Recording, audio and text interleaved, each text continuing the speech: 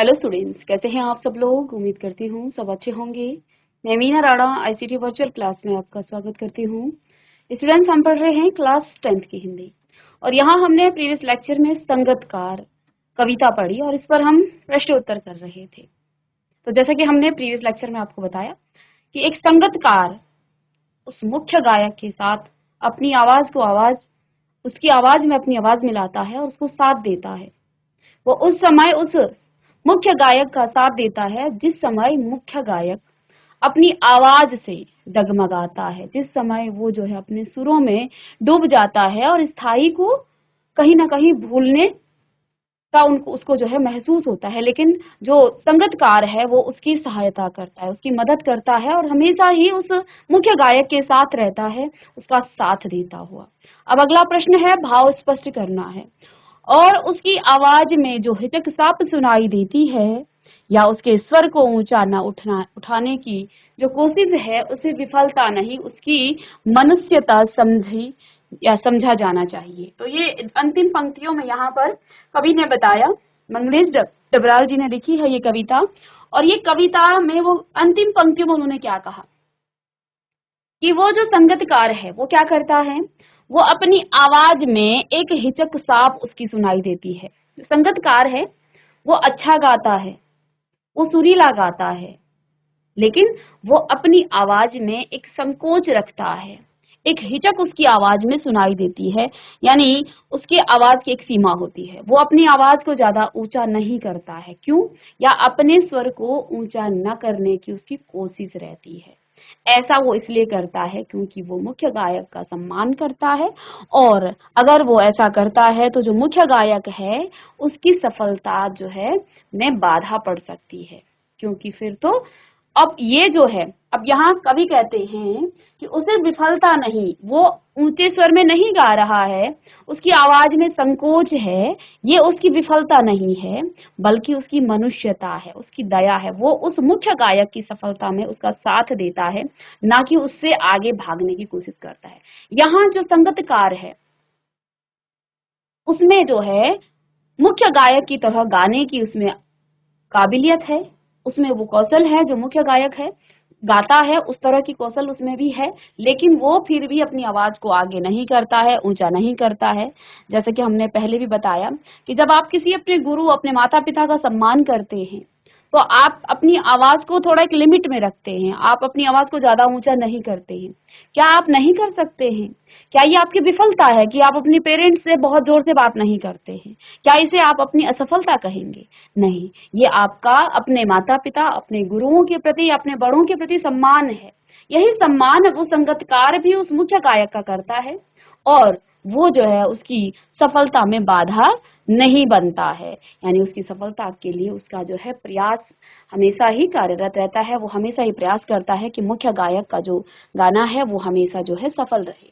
तो उसकी मनुष्यता इसको समझी जानी चाहिए। तो इसका उत्तर है उपयुक्त पंक्तियों का भाव यह है कि जब संगतकार मुख्य गायक के स्वर में अपना स्वर मिलाता है, यानी उसके साथ गाना गाता है, तो उसकी आवाज में संकोच साफ सुनाई देती है और उसकी उसकी हमेशा यही कोशिश रहती है कि उसकी जो आवाज है ना वो मुख्य गायक की आवाज से धीमी रहे। हमेशा ही वो ये कोशिश करता है कि उसकी जो आवाज है वो उस मुख्य गायक से हमेशा कम रहे। तो यहाँ हमें कवि कहना चाहते हैं कि हमें ये उसकी विफलता नहीं, ये उसकी असफलता नहीं है, ये उसकी कमजोरी नहीं है, ठीक है, क्योंकि वह मुख्य गायक के प्रति अपना सम्मान प्रकट करने के लिए ऐसा करता है। ऐसा नहीं है कि वो जोर से नहीं गा सकता है, ऐसा नहीं है कि वो जो है ऊंची आवाज में नहीं गा सकता है, वो गा सकता है, लेकिन वो सम्मान करता है उस मुख्य गायक का। कहने का तात्पर्य है कि अपना स्वर ऊंचा कर वह मुख्य गायक के सम्मान को ठेस नहीं पहुंचाना चाहता है, यह उसका माननीय गुण है। तो ये उसकी असफलता नहीं है, ये उसकी मनुष्यता है।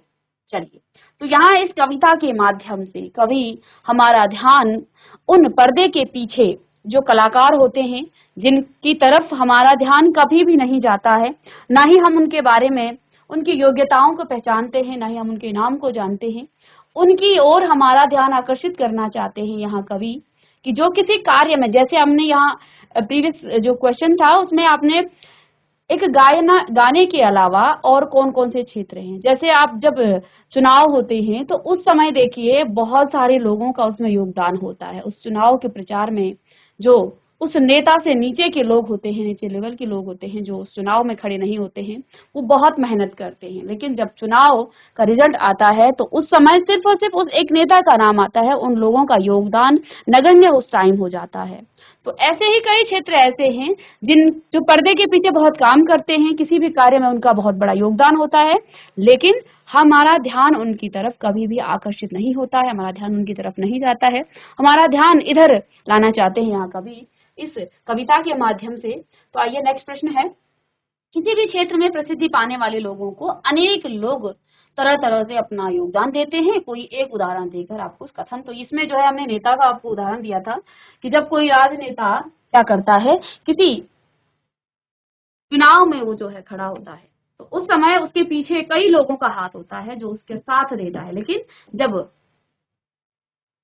उस समय अंत में जब उनका रिजल्ट आता है, जब उनका जो है परिणाम उनको घोषित किया जाता है, तो एक व्यक्ति की ही हम जो है उस पूरे कार्य का श्रेय उस नेता को देते हैं कि वो जीत गया है। उसके पीछे के जो कार्यकर्ता हैं, जो दिन रात उसके पीछे लगे रहते हैं, उनके बारे में कोई भी चर्चा नहीं होती है, उनके बारे में कोई भी बात नहीं होती है। यहाँ तक कि जो जीतने वाला है वो भी कभी कभी उनकी बात जो है बहुत कम करता है, वो भी खुद को ही इन सब का श्रेय खुद को समझता है कि मैंने ही सब कुछ किया है।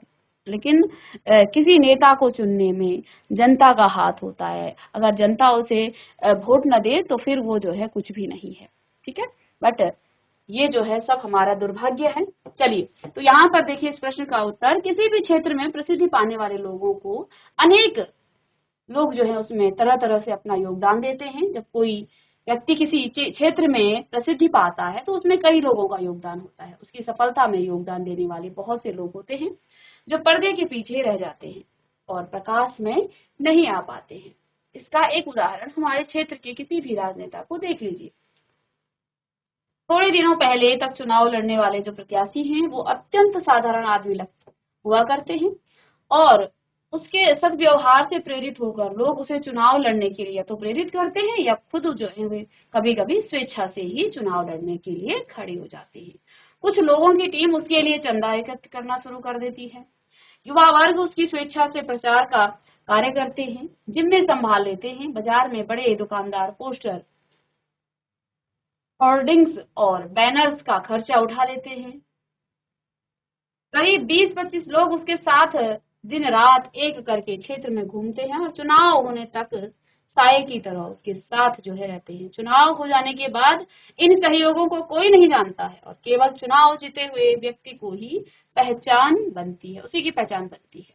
और आपने देखा होगा कोई भी नेता जो है उसके बाद जो व्यक्ति उसके साथ हरदम खड़ा था उसका नाम भी वो नहीं लेता है, ठीक है। तो ये दुर्भाग्य की बात है। प्रश्न नंबर 6, कभी कभी तार सप्तक की ऊंचाई पर पहुंचकर मुख्य गायक का जो स्वर है वो बिखरता नजर आता है। उस समय संगतकार उसे बिखरने से बचा लेता है। इस कथन के आलोक में संगतकार की विशेष भूमिका, ये प्रश्न में प्रीवियस लेक्चर में आपको करा चुकी थी।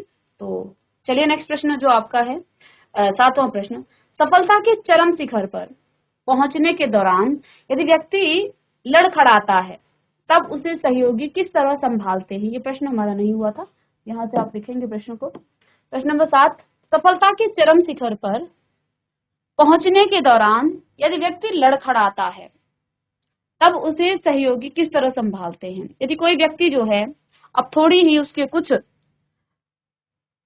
सीढ़ियां ही जो है अब बची होती हैं उसकी सफलता के चरम सीमा पर पहुंचने के लिए, जिस प्रकार से हम जब कोई सीढ़ी चढ़ते हैं और बहुत सीढ़ी अंतिम जो पड़ाव होता है उसको चढ़ने में हम जो है लड़खड़ा जाते हैं, तो जब उसको कोई साथ देता है उसका क्या यहाँ पर योग्य है? यदि यानी कि आप जैसे कोई गायकार गाना गाता है और वो जो है बहुत अच्छे से अपने सुरों को जो है मिला करके चल रहा है, लेकिन स्थाई के बाद जब वो किसी अंतरे की तरफ चलता है, अंतरे में कभी कभी वो इतना खो जाता है कि कहीं ना कहीं वो लड़खड़ाने लग जाता है और तब उसका साथ देता है वो संगतकार।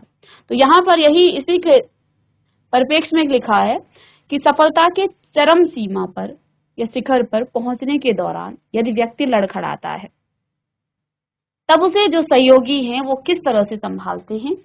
तो सफलता के चरम शिखर पर पहुंचने पर जब कोई व्यक्ति अचानक लड़खड़ा जाता है तो उसे उसके सहयोगी उससे जो है साहस और हौसला बनाए रखने के लिए प्रेरित करते हैं कि भाई तुमसे हो जाएगा, करो, तुम ये करो। वे तन मन से ही नहीं, आवश्यकता होने पर धन से भी उसकी सहायता करते हैं। वे उसे उसकी कमियों के प्रति सचेत करते हैं और दोबारा सफलता के शिखर पर पहुंचाने में मदद करते हैं। चलिए प्रश्न का उत्तर लिखेंगे आप।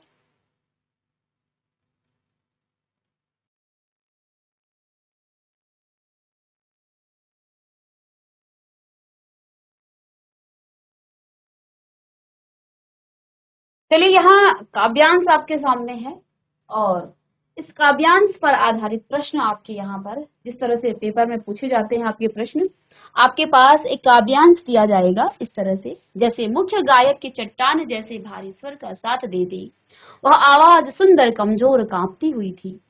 वह मुख्य गायक का छोटा भाई है या उसका शिष्य या पैदल चलकर सीखने आने वाला दूर का कोई रिश्तेदार। मुख्य गायक की गरज में वह अपनी गूंज मिलाता है प्राचीन काल से। ये आपके पास एक काव्यांश है। काव्य की पंक्तियां, आपकी कविता की पंक्तियां दी जाती हैं और साथ में उन पंक्तियों पर आधारित प्रश्न आपको पूछे जाते हैं। जिस प्रकार से गद्यांश होता है ऐसे ही यहाँ पर आपका पठित ये आपके गद्यांश पद्यांश हैं। तो मुख्य गायक की जो आवाज है वो कैसी है, तो ये आपका, आपने अगर इसका भावार्थ, इसका अर्थ आपने समझा है तो देखिए कैसी आवाज है उसकी, भारी व गंभीर है, सुंदर व सहज है, या सुंदर और मधुर है। तो देखिए कविता में क्या लिखा है, मुख्य गायक के चट्टान जैसे भारी स्वर का, कैसे, चट्टान जैसे भारी स्वर का। अब देखिए यहाँ पर आपको जो काव्यांश दिया गया है उसी पर आधारित उत्तर लिखने हैं, उन्हीं के आधार पर उत्तर लिखने हैं। तो यहाँ पर कवि ने क्या कहा, मुख्य गायक के चट्टान जैसे भारी स्वर का साथ देती, वह आवाज सुंदर कमजोर कांपती हुई थी। तो यहाँ पर क्या कहा है, उसका स्वर कैसा था, उसकी आवाज कैसी थी, भारी स्वर, उसका स्वर था भारी और गंभीर उसका स्वर था। नेक्स्ट प्रश्न है, मुख्य गायक के साथ किसकी आवाज सुनाई देती है, तबला वादक का, मधुर संगीत की, संगतकार की, या उपरोक्त में से सभी। अब देखिए वैसे तो तबला वादन का भी सुनाई देता है, कभी कभी आप सुनते होंगे तबला भी बजता है पीछे से, मधुर जो संगीत है वो भी सुनाई देता है, लेकिन हमें इस कविता के आधार पर इसका उत्तर लिखना है। ठीक है, तो यहाँ तो बात की गई है संगतकार की, तो यहाँ पर मुख्य गायक के साथ किसकी आवाज सुनाई देती है, आपको संगतकार की आवाज सुनाई देती है। चलिए, संगतकार की आवाज कैसी है, भारी और गंभीर है या हल्की हल्की मगर सुंदर और मधुर है, हल्की हल्की है और सुंदर और मधुर है। देखिए यहाँ इस कविता में कहा कि उसने अपनी आवाज ऊंची नहीं उठाई है, तो उसकी आवाज है तो बहुत सुंदर, मधुर है और सुंदर है, लेकिन वो जो है हल्के हल्के गाता है, अपनी सीमा में वो गाता है, ताकि जो मुख्य गायक है उसकी आवाज से ऊपर उसकी आवाज ना जाए, अपनी सीमा को वो नहीं लांघता है, अपनी सीमा में रहकर ही वो गाना गाता है। ठीक है, तो उसकी आवाज कैसी होती है, हल्की हल्की मगर सुंदर और मधुर। चलिए एक बार हम प्रश्न आपको बता देते हैं, फिर आप इसको नोट करेंगे।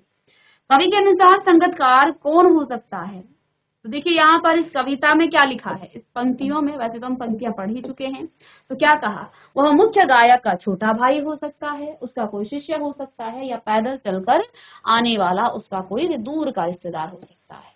तो देखिए यहाँ पर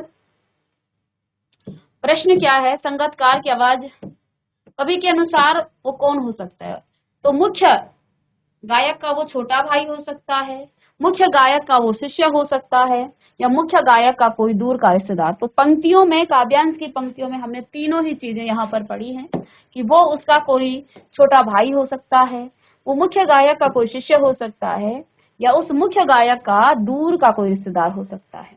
तो उपरोक्त में से सभी यहाँ पर इसके सही आंसर यहाँ पर हो जाएगा। चलिए नोट करेंगे आप।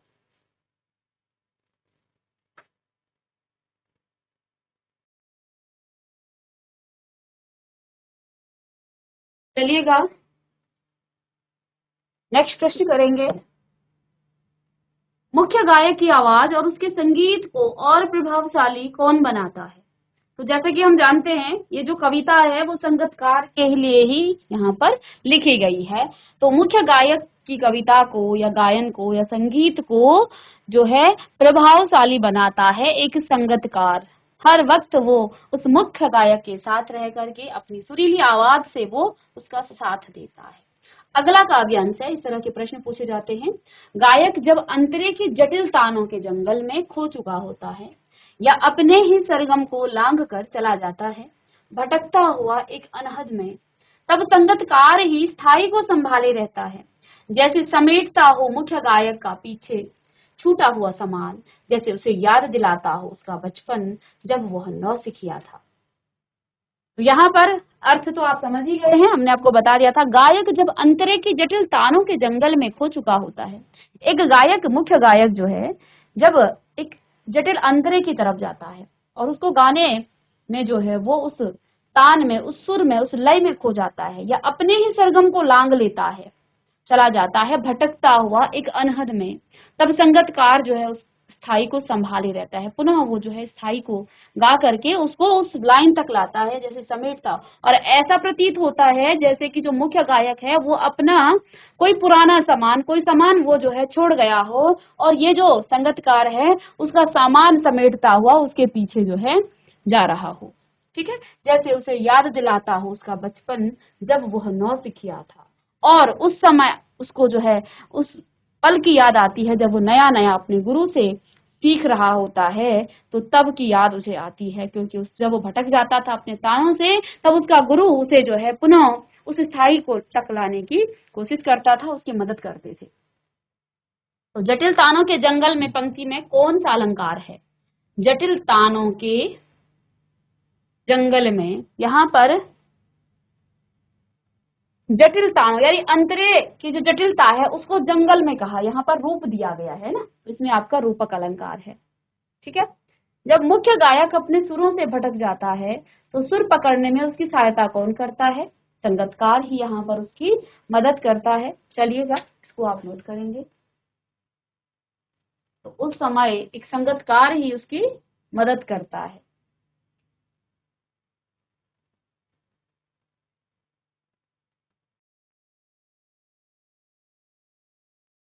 चलिए नेक्स्ट प्रश्न है, जब मुख्य गायक अपने सुरों से भटक जाता है तो सुर पकड़ने में उसकी मदद करता है संगीतकार। प्रश्न नंबर 3, संगीतकार हमेशा किन स्वरों को ही दोहराता रहता है? तो जो संगीतकार होता है, तो देखिए किसी भी संगीत में मूल जो है, मूल होते हैं, मूल जो शब्द होते हैं, मूल जो संगीत होता है उनको वो बार बार दोहराता रहता है, क्योंकि वो अंतरे में तो मुख्य गायक जाएगा, वहां पर अगर उसे मदद की आवश्यकता होगी तो ये संगीतकार उसकी वहां पर भी मदद करेगा, लेकिन पुनः उस मूल को गाता है कौन? संगीतकार। तो वो मूल को गाता है। संगीतकार हमेशा मुख्य गायक के लिए किसकी तरह कार्य करता है? तो संगीतकार हमेशा उसको एक मार्गदर्शक की तरह कार्य करता है, क्योंकि यहाँ पर कवि ने क्या कहा है कि वो उसको याद दिलाता है। किसकी याद दिलाता है? नौसिखिया। नौसिखिया जब वो नया नया सीख रहा होता है, और जब वो नया नया सीख रहा होता है तो कहीं ना कहीं जो है उसका कोई गाइड होगा, उसको जो है उसका मार्गदर्शन करने वाला उसका कोई गुरु होगा। तो उसको जब वो संगीतकार उसकी मदद करता है, ऐसा लगता है कि जैसे वो उसका छूटा हुआ सामान समेट रहा हो, तो तब उसे ऐसा लगता है जैसे कि वह जो है क्या कर रहा हो, वो उसका मार्गदर्शन कर रहा हो, जैसे उसका गुरु जब वो नया नया सीख रहा था उस समय, जिस समय उसका गुरु उसको सिखाता था। ठीक है, तो वो जो है उसको एक मार्गदर्शक की तरह जो है वो उसके लिए कार्य करता है। मुख्य गायक को अपने बचपन की कौन सी यादें आती हैं? मुख्य गायक को अपने बचपन की कौन सी यादें आती हैं? चलिए, तो यहाँ पर 4 ऑप्शन है कि वह नया नया गाना सीखता था, वह भी कभी नौसिखिया था, उसका गुरु उसके सुरों से भटकने न देकर सही सुरों पर बने रहने में उसकी मदद करता था। यही काम को तो यहाँ पर संगीतकार करता है ना, तो यही चीजें उसे याद आती हैं। नौसिखिया का मतलब उसका गुरु जो है जब वो नया नया सीखता था और सुरों से भटक जाता था, तो उस समय उसका गुरु उन सुरों से उसे भटकने नहीं देता था, पुनः उनके सुरों को वो ठीक करने में उसकी मदद करता था। यही उसे जो है यहाँ पर याद आती है उस संगतकार की तरह। अब यहाँ तीसरा जो काव्यांश है उसमें है, तार सप्तक में जब बैठने लगता है उसका गला, प्रेरणा साध छोड़ती हुई उत्साह अस्त होता हुआ, आवाज से राख जैसा कुछ गिरता हुआ, तभी मुख्य गायक को ढांढस बांधता कहीं से चला आता है संगतकार का स्वर। कभी कभी वह यूं ही दे देता है उसका साथ, कभी तो उसकी मदद करता है, उसका उत्साह बढ़ाता है और उसकी आवाज जो अब जो है लड़खड़ाने लगती है उसकी मदद करता है, लेकिन कभी कभी जो है वो यूं ही उसका साथ दे देता है। यह बताने के लिए कि वह अकेला नहीं है, ये बताने के लिए कि वो अकेला नहीं है, और यह कि फिर से गाया जा सकता है, और ये भी बताने के लिए कि फिर से गाया जा सकता है, गाया जा चुका राग यानी जो गाया जो जा चुका है वो फिर से गाया जा सकता है। और उसकी आवाज में जो एक हिचक साफ सुनाई देती है या उसके या अपने स्वरों को ऊंचा ना उठाने की जो कोशिश है उसे विफलता नहीं, उसकी मनुष्यता समझा जाना चाहिए। तो अब इस काव्यांश पर आधारित प्रश्न करेंगे। तो यहाँ पर इस काव्यांश को आप लिख लीजिएगा।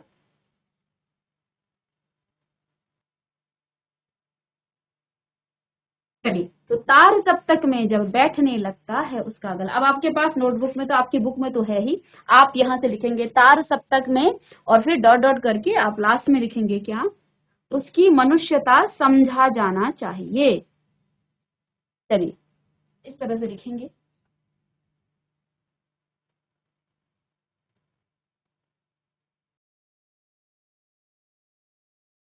चलिए बच्चों, ताल सप्तक किसे कहते हैं? तो जो ऊंचे स्वर में गाए जाने वाले सरगम होते हैं उसे तार सप्तक कहते हैं। जब कोई मुख्य गायक जो है ऊंचे स्वर में गाता है किसी अंतरे को, तो उस सरगम को ही तार सप्तक कहते हैं। चलिए, जब कभी मुख्य गायक संगीत शास्त्र से संबंधित विद्या का प्रयोग करके ऊंचे स्वर में गाता है तो क्या होता है? उसका गला बैठने लगता है और उसके सुर संभलते नहीं। तब गायक को ऐसा लगने लगता है जैसे कि अब उससे आगे गाया नहीं जाएगा, उसके भीतर निराशा छाने लगती है या उसका मनोबल खत्म होने लगता है, उसकी आवाज कांपने लगती है, जिससे उसके मन की निराशा व हताशा जो है प्रकट होने लगती है। तो यहाँ सभी चीजें हैं, उपरोक्त में से सभी चीजें हैं, क्योंकि उसका गला जो है बैठने लगता है और उसके सुर अब उससे नहीं संभलते हैं। तब गायक को ऐसा लगने लगता है कि जैसे अब जो है उससे आगे गाया नहीं जा सकता है, उसके भीतर निराशा छाने लग जाती है। जो वो संगतकार उसकी मदद करता है, उसका साथ देता है, ठीक है, उसका मनोबल खत्म होने लगता है और उसकी आवाज कांपने लगती है, जिससे उसके मन की निराशा व हताशा प्रकट होने लगती है। यहाँ सभी हैं, तो लिखिएगा उपरोक्त सभी।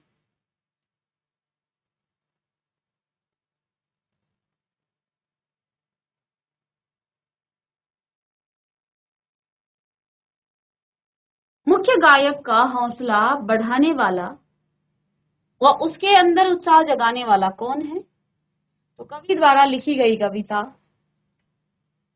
संगतकार का मधुर सुर या स्वर, मुख्य गायक द्वारा गाया गया जो गीत है या उपरोक्त से सभी। तो देखिए, मुख्य गायक का हौसला बढ़ाने वाला यहाँ उसका संगतकार का मधुर स्वर है जो उसका हौसला बढ़ाता है। चलिए, संगतकार की हमेशा क्या कोशिश रहती है? उसकी हमेशा मुख्य गायक की आवाज से ऊंची रहे। संगतकार की हमेशा क्या कोशिश रहती है कि उसकी आवाज मुख्य गायक की आवाज से ऊंची रहे, कि उसकी आवाज मुख्य गायक को न सुनाई दे, कि उसकी आवाज मुख्य गायक की आवाज से धीमी रहे, कि उसकी आवाज मुख्य गायक की आवाज से अच्छी ना हो। तो ऐसी क्या कोशिश रहती है उसकी? तो उसकी आवाज जो है मुख्य गायक की आवाज से धीमी रहे, हमेशा ही उस संगतकार की ये कोशिश रहती है, ताकि उस मुख्य गायक की जो सफलता है उसमें बाधा ना आए। इसलिए वो क्या करता है, अपनी आवाज को धीमी रखता है हमेशा, ठीक है।